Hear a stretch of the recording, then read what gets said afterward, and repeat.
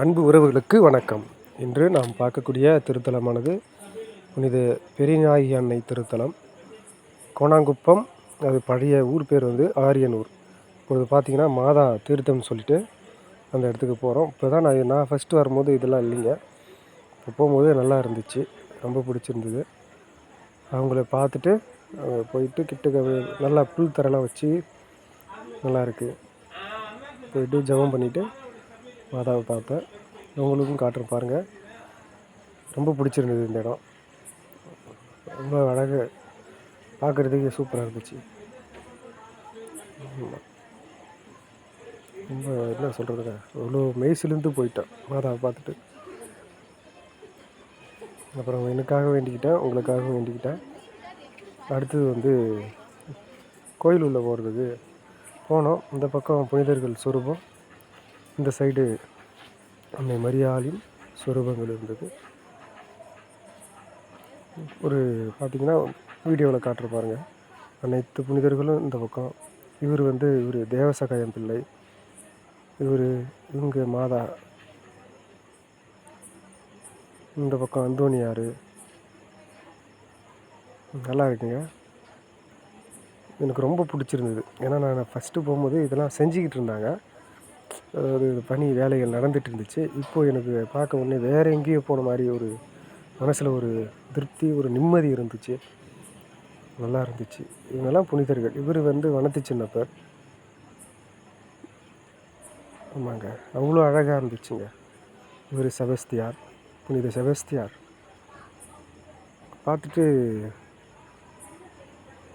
ஆலயத்திற்குள்ளே போகிறதுக்கு நம்ம மாதா இந்த பக்கம் ஒரு 10-11 மாதா சுரூபங்கள், அந்த பக்கம் ஒரு 11 புனிதர்கள் சுரூபங்கள்.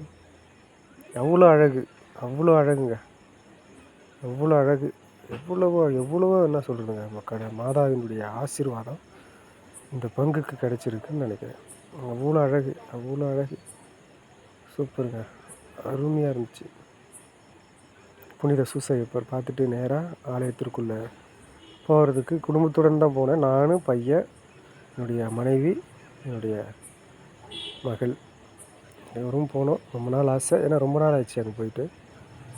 வாய்ப்புகள் கிடைக்கும் போது நம்ம அன்னையினுடைய ஆசீர் நம்ம கிடைக்கணும்னு சொல்லிட்டு தட்டாமல் அன்னையை பார்த்துட்டு போனோம். அன்னையை பார்க்குறதுக்கு, அம்மாவின் ஆசீர்வாதம் பரிபூர்ணமாக எனக்கு கிடைப்பதற்கு, உலக மக்களுக்கும் கிடைப்பதற்காக நாங்கள் இன்றைக்கி திருத்தலத்திற்கு, புனித கோணாங்குப்பம் பெரியநாயகி அன்னை திருத்தலத்திற்கு சென்றிருக்கிறோம். ஆலயத்திற்குள்ளே நல்லா இருக்குங்க, எழில்மிகு தோற்றம். எவ்வளவு கஷ்டங்கள் மனதில் இருந்தாலும் பனிபோல் கரைந்து விட்டது இந்த திருத்தலத்திற்கு வந்தவுடன். நல்ல நல்ல முன்னேற்றங்கள். பணி செய்த அருள் தந்தையர்கள் கடும் முயற்சி எடுத்து இந்த ஆலயத்தை அருமையாக பணிகளை செய்திருக்கிறார்கள். உள்ள மாதாவை நம்ம தரிசனம் பண்ண போகிறோம். மனசுக்கு நிம்மதியான இடம். அவ்வளவு அழகான